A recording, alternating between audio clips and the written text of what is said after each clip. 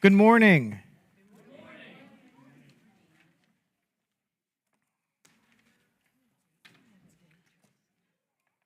I'd like to welcome everyone to Hope Unitarian Church this morning. It's wonderful to see you all today.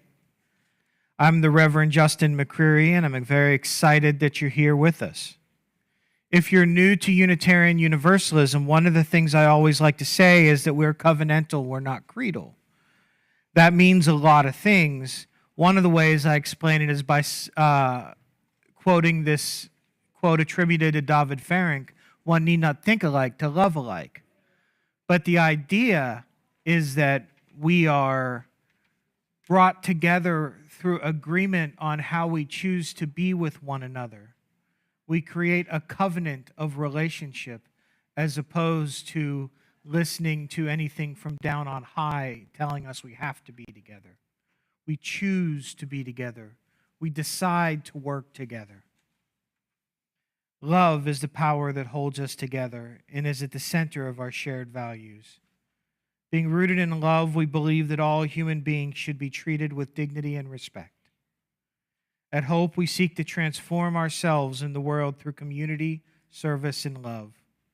Whoever you are, whomever you love, wherever you are in your spiritual journey, and whatever your life circumstances, you are welcome here. I invite you at this time to rise and embody your spirit as you feel called and sing our hymn for gathering.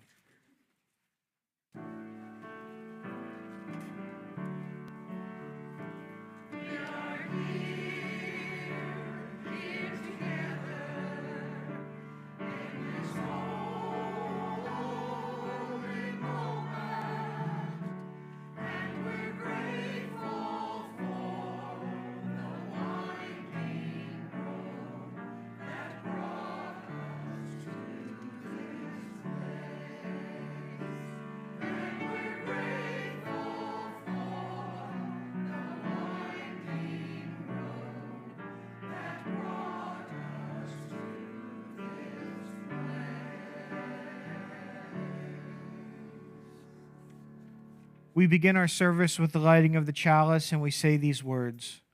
We light this beacon of hope, sign of our quest for truth and meaning, in celebration of the love we share together. You may be seated.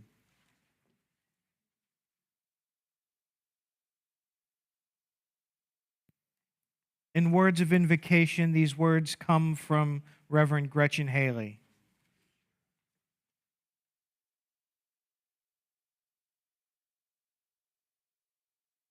For this one moment, know that you are loved, that you are safe and whole and loved. Know that you belong here, here among us, here upon earth, in your body, however tired or broken your heart may be. Whatever fear, disappointment, anger you carry, for this hour know that you are not alone. Feel the presence of others surrounding you. Breathe beside you and with you, discovering together the way our voices rise and fall in harmony, in hope. Claim here a resilient freedom, the choice for love, for light, to live with joy, in gratitude and praise as a form of resistance. Already we are organizing. Come, let us worship together. And at this time, let's say our covenant together. Love is the spirit of this church, and service is its law. This is our great covenant, to dwell together in peace, to seek truth in love, and to help one another. I would again invite you to rise, embody your spirit, and sing hymn number 34, Though I May Speak with Bravest Fire.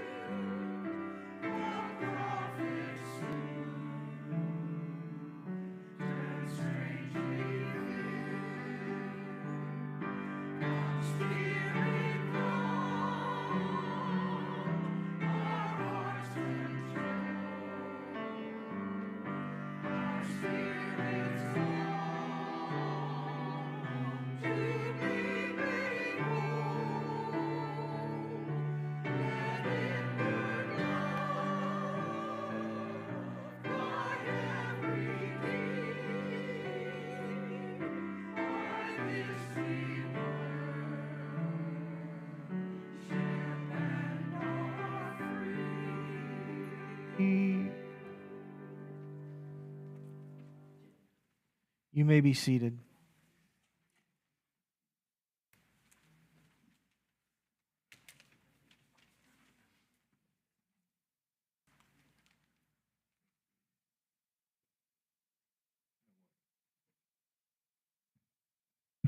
Good morning.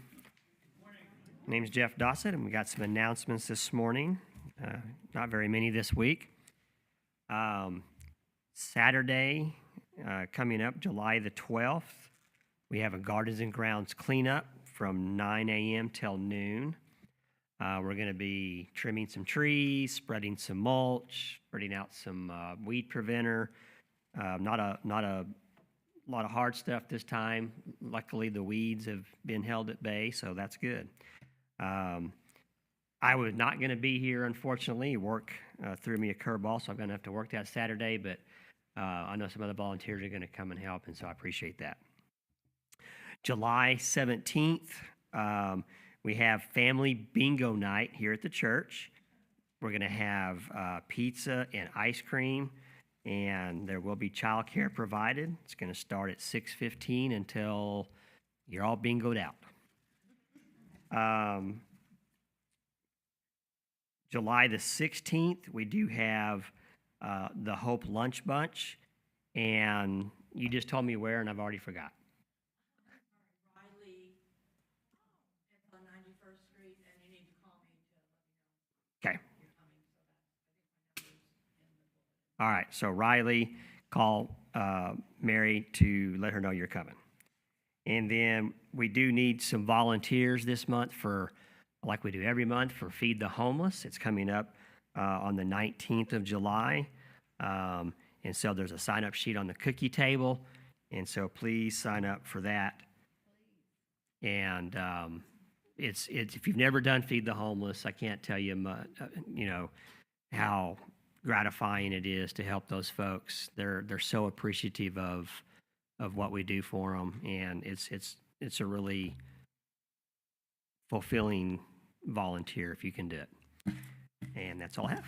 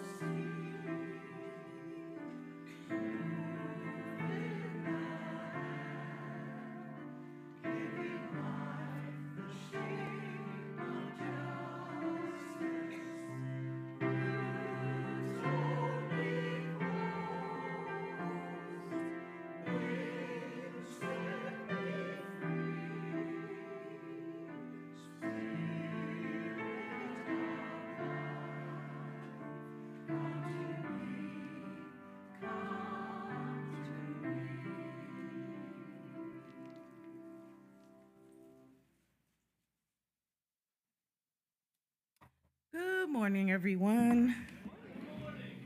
So, as you know, Justin loves to throw these curveballs. Not a curveball. And this time, he decides to say, you can pick the book. Not we pick the book together, you can pick the book. But we're learning to work together, and that is really fun. Not only for me, but I feel sorry for him. So today I chose I Am Love, a book of compassion by Susan Verde, art by Peter H. Reynolds. The reason why I chose this book is because of what she said about it at the beginning, the tribute that she gave. It really spoke to me. She says, "This book is my love letter to the world, as each one of us is worthy of love in all its forms and expressions, and we are all capable of adding light to the world when we listen to our hearts and choose love. When I see someone going through a storm of hurt and unfairness, of anger and sadness, when the sun disappears and the skies grow dark, and I see there is fear, I ask myself, what can I do to help let the light back in?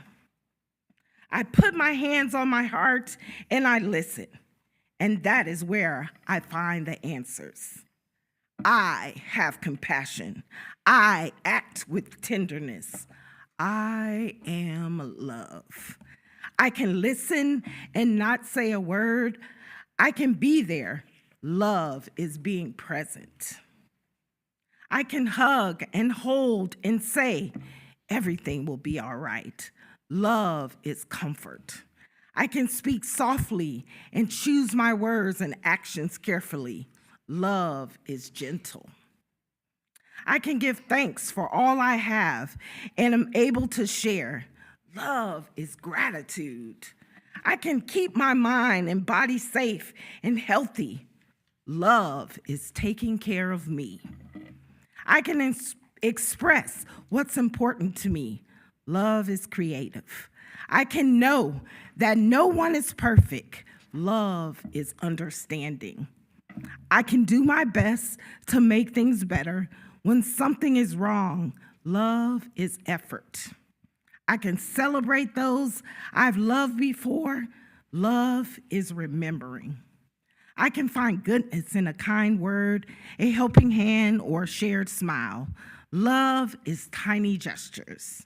I can breathe in the air that the whole world shares and know all creatures are made from the very same stardust.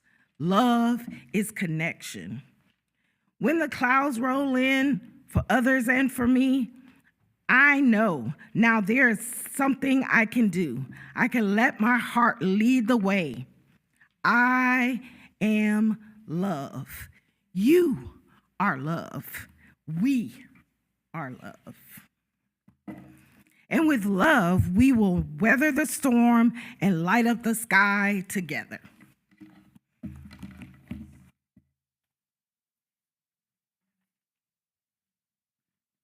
So I guess I'd ask the question, what is love? A foot in the air stands for hand as well. Does anyone want to give it a shot? Love is many things. The book, what did the book tell us that love was?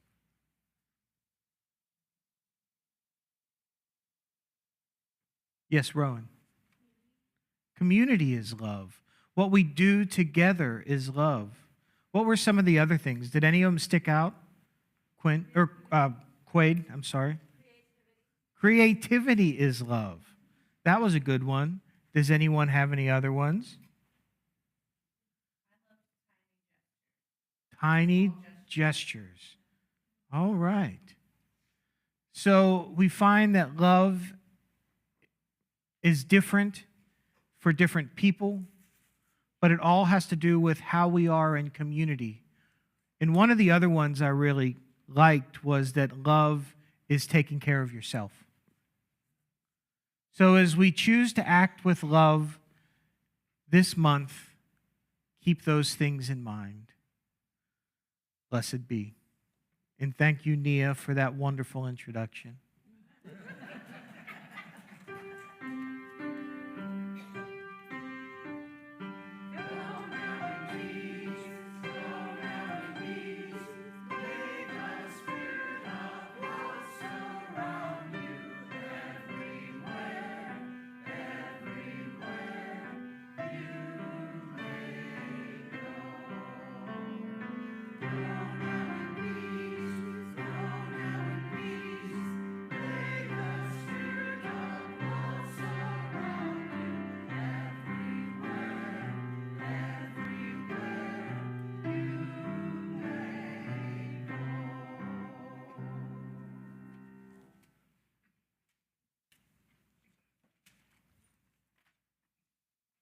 Good morning, I'm Clara Dossett, and I'll be doing today's reading. Jeff and I felt this would come better from the female voice than the male voice.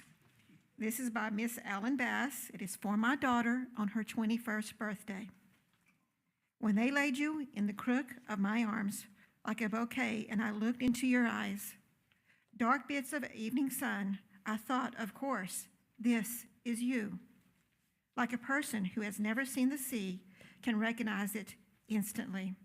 They pulled you from me like a cork, and all the love flowed out.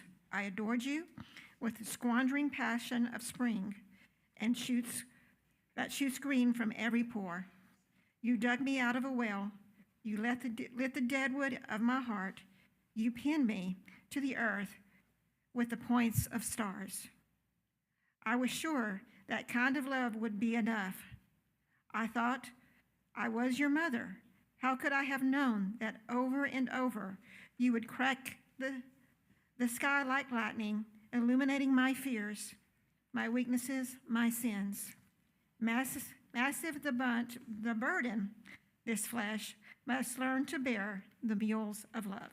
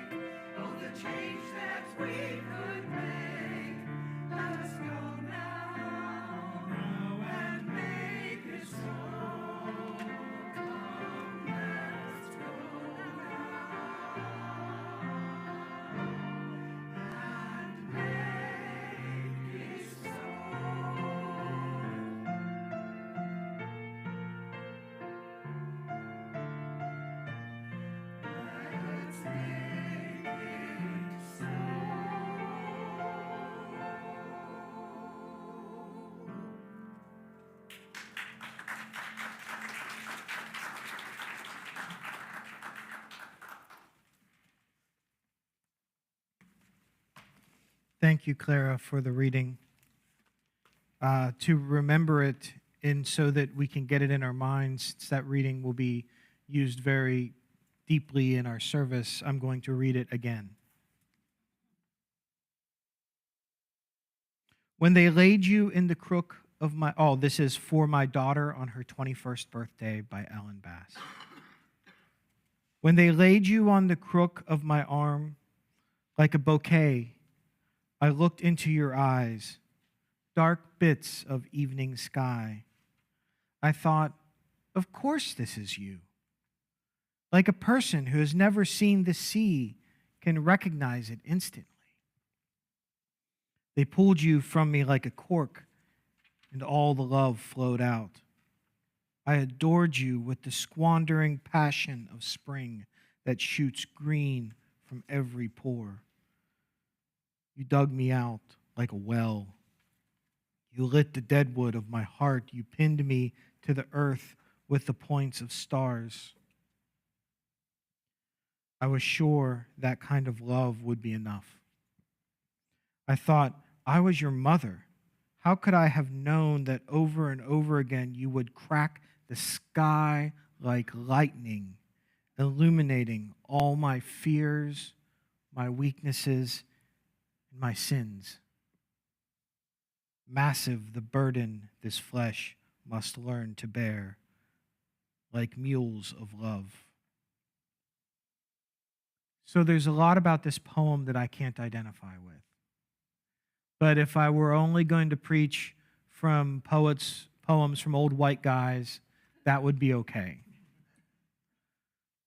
But as I lean into things that are more difficult, that aren't from my voice, and as I try to deal with those, it gets awkward. So I appreciate the choice Jeff and Clara made this morning to read this poem the way they did. But there's something about the core of this poem that strikes me to the quick, that makes me emotionally bleed a little. She begins saying, when they laid you in the crook of my arm like a bouquet, I looked into your eyes, dark bits of evening sky. I thought, of course, this is you. Like a person who's never seen the sea can recognize it instantly. So my eyes are drawn to the line, of course, this is you. She's seeing this child for her first time, but looks with this recognition to say, yes, that's what my baby would look like. You, right there. Are there things in your life that you don't know until you see them, but as soon as you see them, you're like, that's it. That's the thing. In our world, it's easy to web search for pictures of something we've never seen before. She says a person who's never seen the sea, and if you've seen pictures of the sea versus seeing the sea, it's different. But you know it. It's built into us. She keeps going on saying, they pulled you from me like a cork, and all the love flowed out. I adored you with squandering passions of spring that shoot green from every pore. This image, the baby being taken from her mother's arms, not a bad thing. It's just that this is what happens after birth. But it opens her like a bottle of wine. The cork popped and all the love flows out. This immediate connection between mother and daughter that takes place. But she says, I adored you with the squandering passions of spring. And it already begins to set the tone in this story for something other than the feeling of joy in the love that beforehand just flowed free. There was an expectation, but we get to that later, don't we? It's as if the feeling of love might be endless, save the winter that comes after spring, betraying the fact that the feeling of love is in fact not endless. At some point, the green grass fades into the white snow and ice. Is she saying that love is the same way? I don't know. She goes on and says, you dug me out like a well. You lit the deadwood of my heart. You pinned me to the earth with points of stars. The connection, she says, was immediate. In her heart that had been filled with dead wood, I don't think she was saying her heart was dead, but dried wood that lights easy. She was pinned to the earth with points of stars. I don't even know how to explain that. But it still creates this image of this. I had to think about that phrase over and over again, searching for the point. What does it mean that she's dug out like a well, heart full of dead wood, being illuminated for the first time, being pinned to the earth with like points of stars?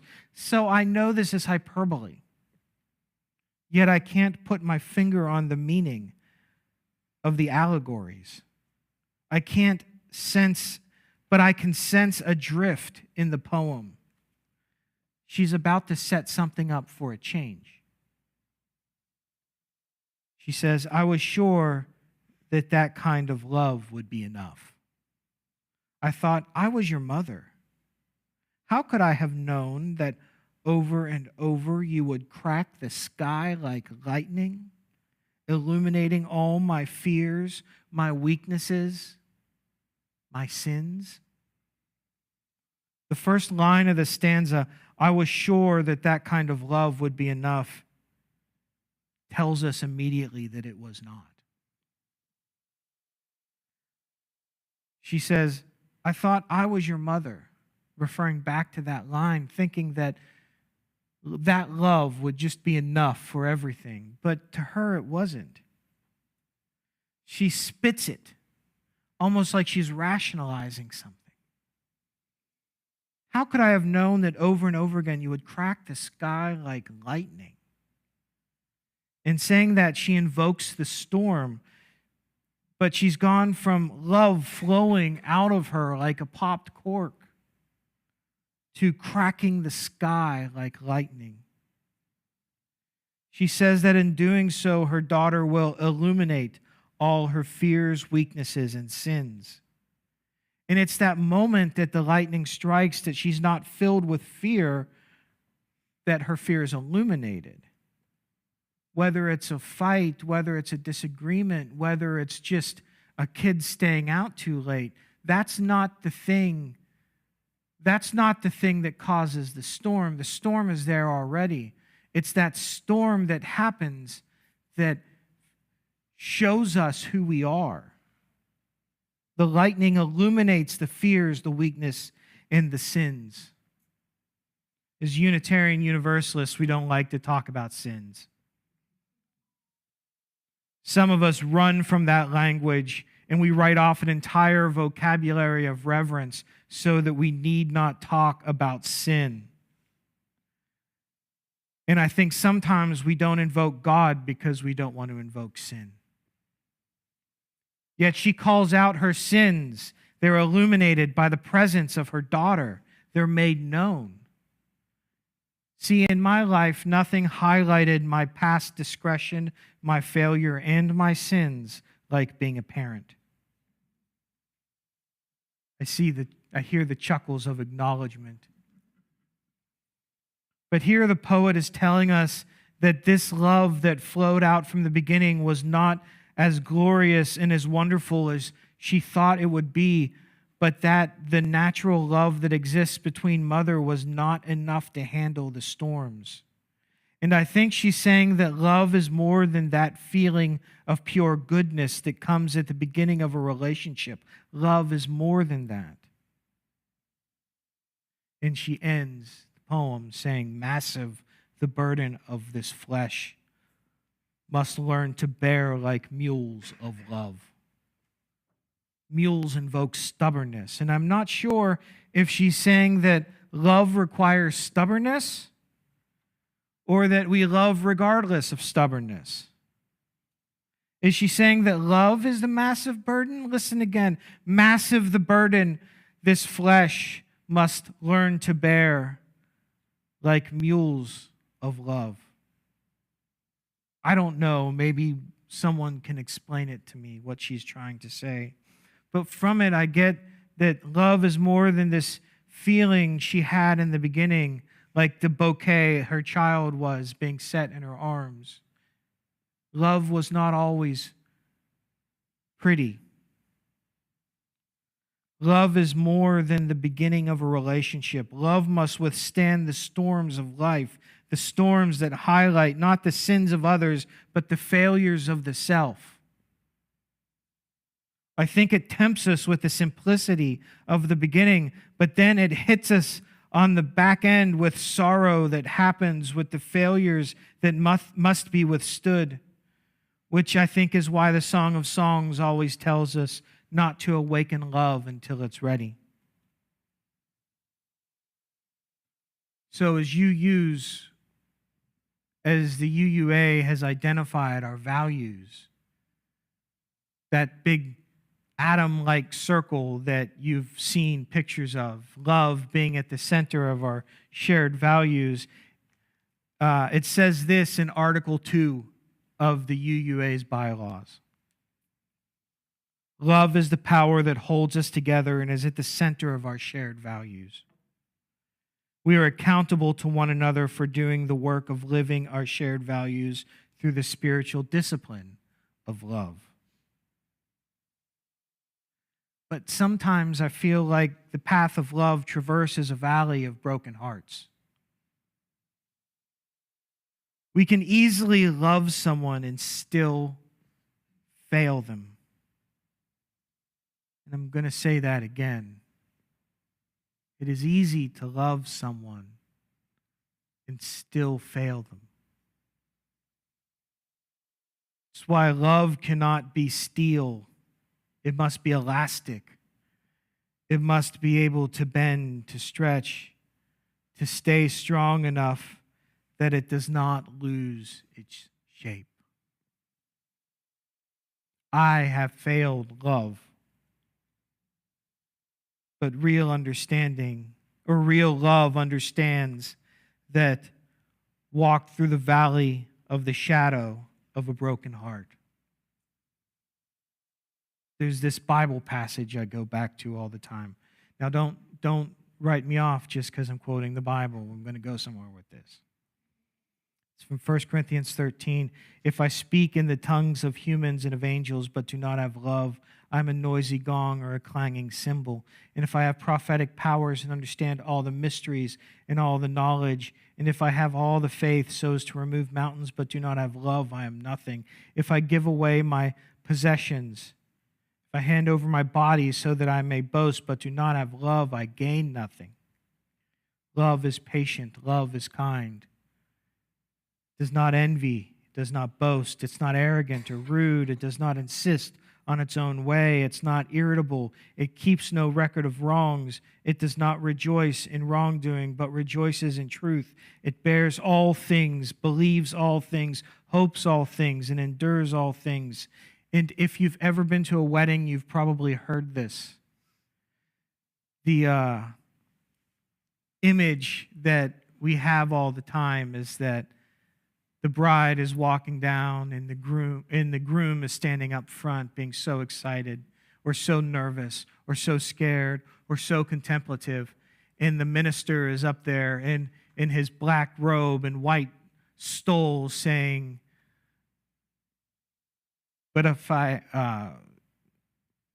saying, love is patient, love is kind.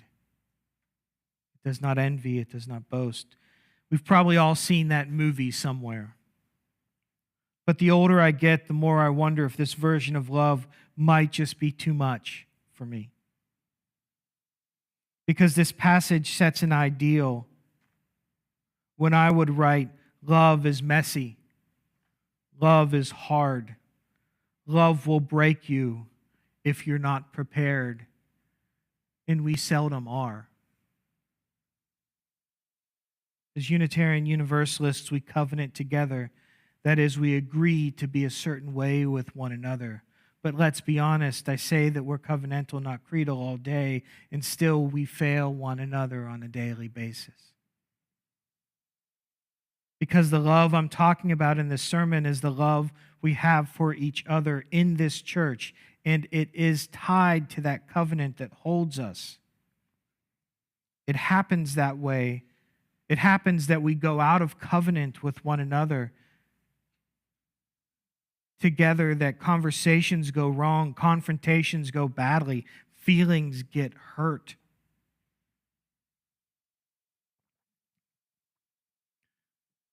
Yet love must remain. It happens here as well as it does anywhere else, but covenant tells us that we stay in communication. We stay connected to one another to work through the pain of our broken hearts, even if it means we take some time off to do it. It's easy to talk about what love demands of us when we talk about the outside world, isn't it? When we talk theoretically, or when we're putting the words on someone else, when we're saying, oh, that's not acting in love. When we meditate on the mess that is the state of the world and we say, that's not love. It's easy to think of love that way, to think of our expectations that way, to think of our commitments that way, that the love that we have is explaining the other love that people fail. Let me say that a better way. The love we talk about is others' failure of love instead of our own.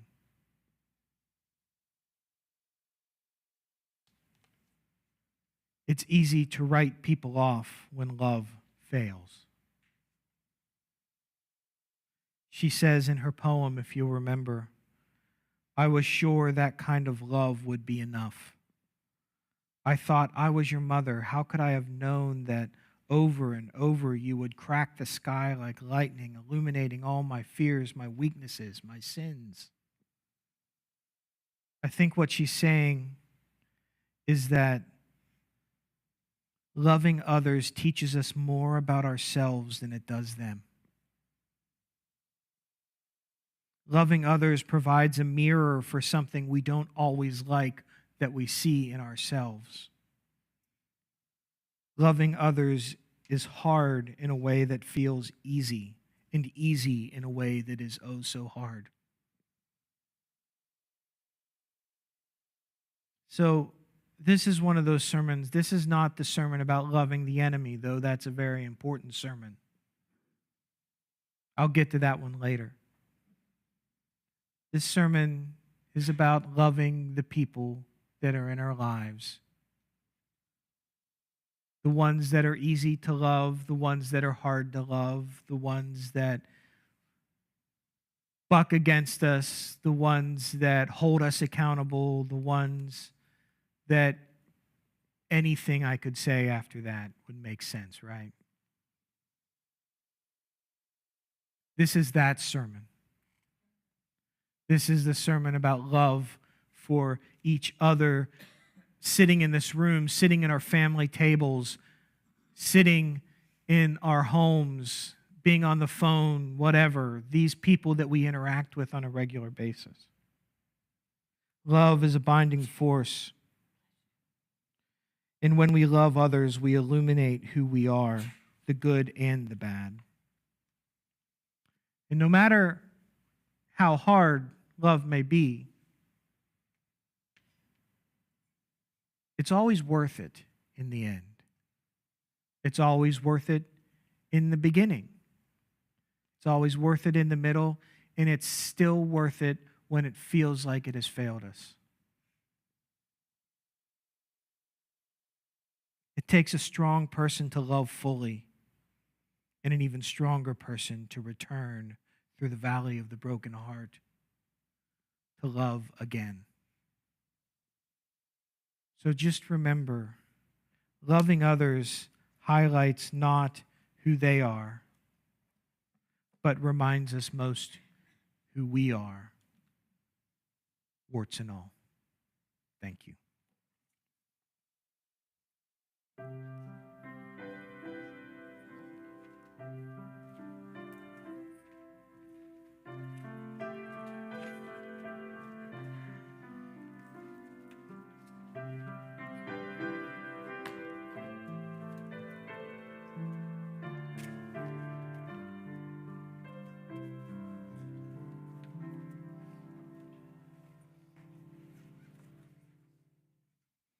Our generosity recipient for the month of July is Be Heard. And if you were able to be here during Forum, Be Heard, they're a travel shower service. I have that right, don't I? Oh, and more. I was fishing the other day, and I was walking through Graham Park at 6:30 in the morning. And if you're there at 6:30 in the morning, you see the people who were there the night before. If you've been homeless and you don't know where you're going to shower or what you're going to eat, as human or as UUs, we celebrate human dignity. And the Be Heard organization provides a place for those humans who might have felt like they lost their dignity to be treated with dignity. So if you want to donate to Be Heard, our plate goes to Be Heard. If you want to write a check, write generosity in the memo line. Just make it out to the Hope Unitarian Church. If at this time you'd like to pay your pledge, you can do that with writing nothing in the memo line or adding cash to one of the envelopes provided in the basket. But I would encourage you to give as we use love to try and once again give people back their dignity.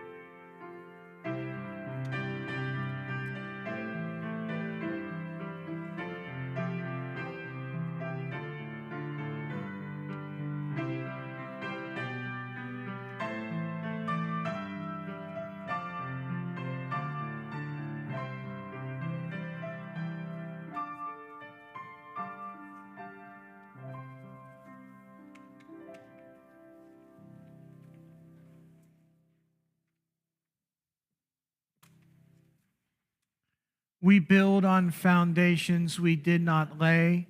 We warm ourselves at fires we did not light. We sit in the shade of trees we did not plant. We drink from wells we did not dig. We profit from persons we did not know. We are ever bound in community. Our final hymn today will be hymn number 325. And I would invite you at this time to rise in body or spirit as you feel called. We'll sing 325, Love Makes a Bridge.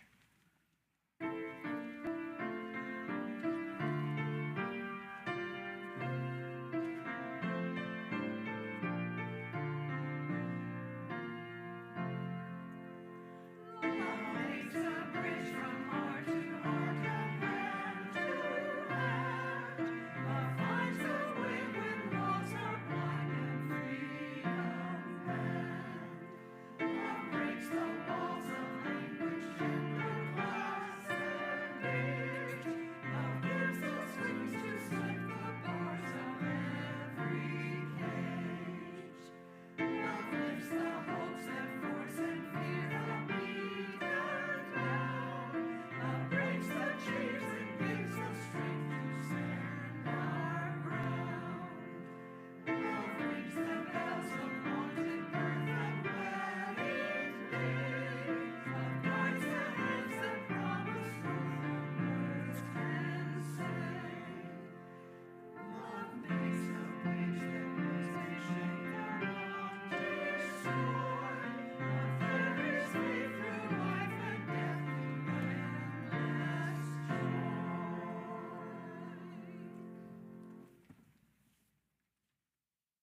Let's extinguish the chalice.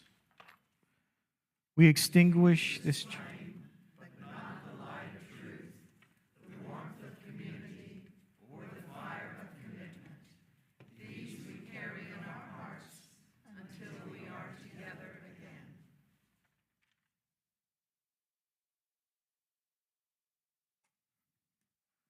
It's important that when we fail each other, the love does not go, but the love stays with us so that we can move forward and come back together again. Thank you.